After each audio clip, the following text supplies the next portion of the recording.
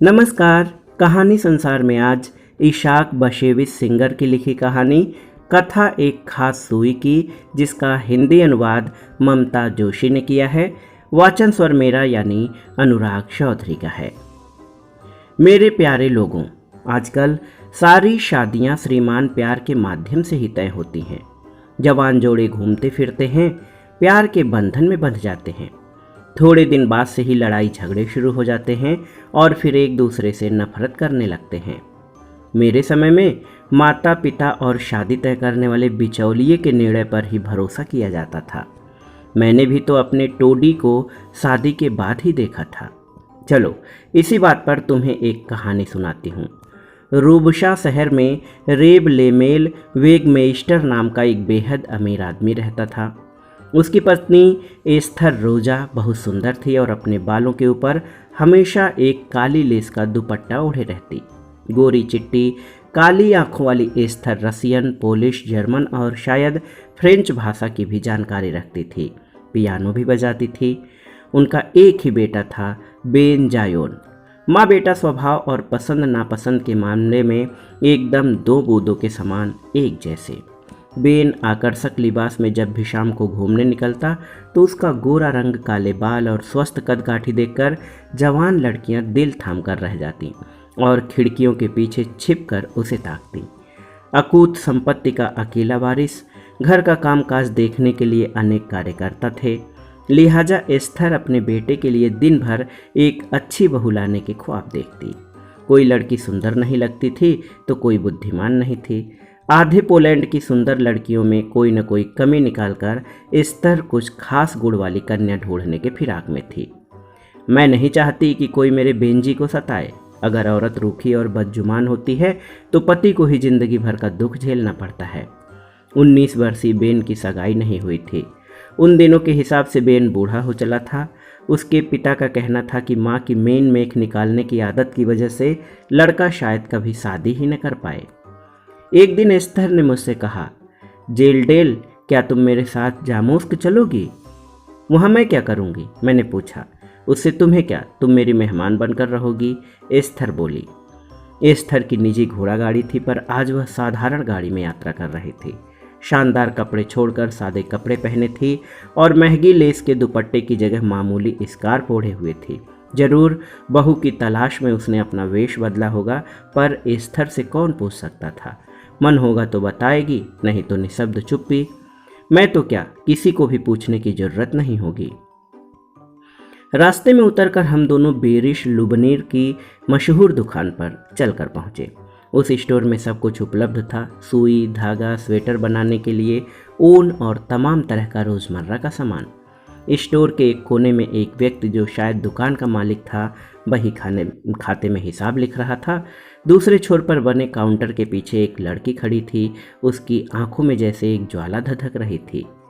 आप लोग यहाँ अजनबी हैं, मैं आपके लिए क्या कर सकती हूँ? हाँ, हम बाहर से आए हैं, एस्थर ने कहा। क्या दिखाऊँ आपको? एक सुई, एस्थर बोली। जैसे ही एस्थर ने सुई की फरमाइश करी, लड़की आग बबूला हो गई। 2 औरतें और एक सुई, उसने तंज किया। लड़की की नाराजगी एक तरह से सही थी। सुबह सुबह बोहनी के समय अगर कोई ग्राहक सिर्फ सुई की मांग करे तो व्यापारियों का मानना था कि पूरे हफ्ते अपशकुन होता है। हाँ, अगर सुई के अलावा हाथ में बटन, धागा आदि भी हो तो व्यापार में कोई नुकसान नहीं होगा। हाँ, पर मुझे केवल एक सुई ही चाहिए। एस्थर रोजा जैसे अड़ गई थी। लड़की ने सुई का एक पूरा डिब्बा सामने निकाल कर रख दिया। कुछ और सुइयाँ भी होंगी तुम्हारे पास? एस्थर ने आग्रह किया। इनमें क्या खराबी है? लड़की ने खिसिया कर कहा। इनके छेद छोटे हैं, मुझे धागा डालने में दिक्कत महसूस होगी। मेरे पास यही है, लड़की ने गुस्से में तमतमाते हुए कहा। अगर आप देख नहीं सकती तो अपने लिए चश्मा क्यों नहीं बनवा लेती? एस्थर रोजा भी टस से मस नहीं हुई। क्या तुम दावे के साथ कह सकती हो कि और सुई नहीं है? इस बार लड़की ने दूसरा डिब्बा काउंटर पर लगभग पटक कर दिखाया। अरे, इन सुइयों में भी धागा मुश्किल से डलेगा। इस पर लड़की ने डब्बा अपनी ओर खींचकर चिल्लाते हुए कहा, आप लुबलिन जाकर अपने लिए खास सुई की फरमाइश क्यों नहीं करती हैं? इस बात पर स्टोर में खड़ा मालिक हंसकर बोला, लगता है आपको जूट का बोरा सिलने के लिए मोटी सुई चाहिए। लड़की ने चीख कर कहा, हिम्मत तो देखो, धेले भर के पैसे के लिए इतना नखरा दिखाते हैं लोग। एस्थर रोजा ने लड़की को परख लिया था। मेरी ओर देखकर एस्थर ने कहा, चलो जेल डेल, न तो मुझे रूखा बोरा सिलना है, न बोरे जैसी रूखी लड़की झेलनी है। चलते समय लड़की ने पीछे से जोर से कहा, कैसे कैसे गंवारों से पाला पड़ता है, अच्छा हुआ मुक्ति मिली। स्टोर में जो भी हुआ मुझे अच्छा नहीं लगा, मुंह का स्वाद का सैला सा हो गया। एस्थर रोजा पर जैसे इस बार पक्की तरह से बहू ढूंढने का भूत सवार था। इस बार उसने रेब जेलिग इबितजेर के स्टोर में धावा बोला। पहले वाले स्टोर के मुकाबले ये दुकान छोटी थी। यहाँ भी एक लड़की काउंटर के पीछे थी। लाल लाल बाल, हरी आंखों वाली, प्यारी, लेकिन चेहरे पर छिटके थे कई छोटे बड़े तिल। एस्थर रोजा ने वही सवाल करने शुरू किए, क्या सुई मिलेगी? जवाब मिला, जी हाँ, हम सब प्रकार की चीज़ें बेचते हैं। मुझे बड़े छेद वाली सुई चाहिए क्योंकि मुझे साफ दिखाई नहीं देता। मैं आपको सभी तरह की सुइयाँ दिखा देती हूँ, जो आपको ठीक लगे आप ले लीजिएगा। एक चोर की तरह मेरा दिल धड़क रहा था। लड़की एक साथ 10 डिब्बे लेकर आई, बोली, अरे आप खड़ी क्यों हैं? यह स्टूल लीजिए और कृपया बैठ जाइए। एस्थर ने बात को आगे बढ़ाते हुए कहा, यह क्या, डब्बे में सारी सुइयाँ तो मिली जुली रखी हैं। मुझे पता था एस्थर इस लड़की के भी सब्र का इम्तहान ले रही थी। जब कारखाने से सुइयाँ आती हैं तो अलग होती हैं, पर ग्राहकों को दिखाने में सब धीरे धीरे मिल जाती हैं। यहाँ अंधेरा है, मुझे ठीक से दिखाई नहीं दे रहा। एस्थर ने फिर कोई नुक्स निकाला। लाइए, मैं आपका स्टूल उजाले की ओर रख देती हूँ, लड़की ने बिना किसी झुंझलाहट के कहा। कौड़ी के मोल की सुई के लिए तुम इतनी मेहनत क्यों कर रही हो? लड़की ने जवाब में कहा, तालमुद में कहा गया है कि चाहे कौड़ी के मोल का सामान हो या लाखों का, उसूल एक ही होना चाहिए, यानी कि ग्राहक की खुशी सर्वोपरि होनी चाहिए। देखिए ना, आज आप एक सुई के लिए आई हैं, कल शायद आप दहेज के लिए महंगा साटन का कपड़ा खरीदने आ जाएं। अच्छा, अगर ऐसी बात है तो बेरिस लुबनीटर के स्टोर के मुकाबले यहाँ तो कोई दिखाई नहीं देता, वहाँ तो भीड़ लगी रहती है। एस्थर ने जानकर दिल दुखाने वाली बात करी। लड़की गंभीर हो उठी। मुझे लगा एस्थर हद से ज़्यादा रुखाई से पेश आ रही थी। सब कुछ ईश्वर की कृपा से होता है, लड़की ने उसे शांत भाव से उत्तर दिया।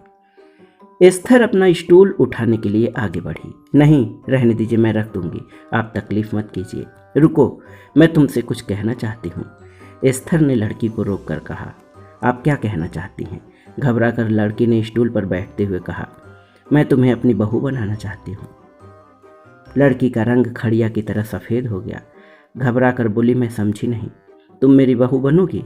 एस्थर ने प्यार से कहा, मैं रूबशा के मशहूर रेब लेमेल मेगमेस्टर की पत्नी हूँ और यहाँ सुई ढूंढने नहीं बल्कि अपने इकलौते बेटे के लिए बहू ढूंढने आई थी। अभी रेब बेरिस की जो लड़की मैंने देखी वह निहायत ही असभ्य और एक खुरदुरे पावदान जैसी थी। तुम रेशम सी कोमल हो। तुम मेरे बेंजी की बहू बनोगी?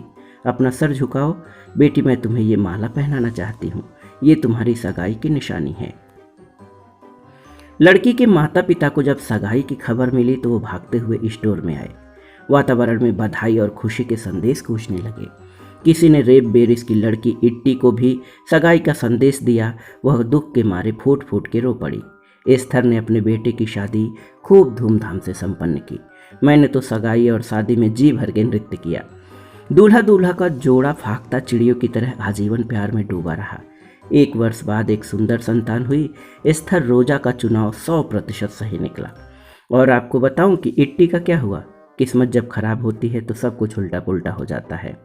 जिस दिन से इट्टी को पता चला कि एस्थर रोजा ने उसे सुई की वजह से त्याग दिया था, उस दिन से वह गहरे सदमे में थी। उसने ग्राहकों को सामान बेचना छोड़ दिया। वह दिन रात उसी बात को याद करके रोती थी। शादी तय करने वाले बिचौलिए उसके लिए कई प्रस्ताव लेकर आते, पर वह इनकार कर देती।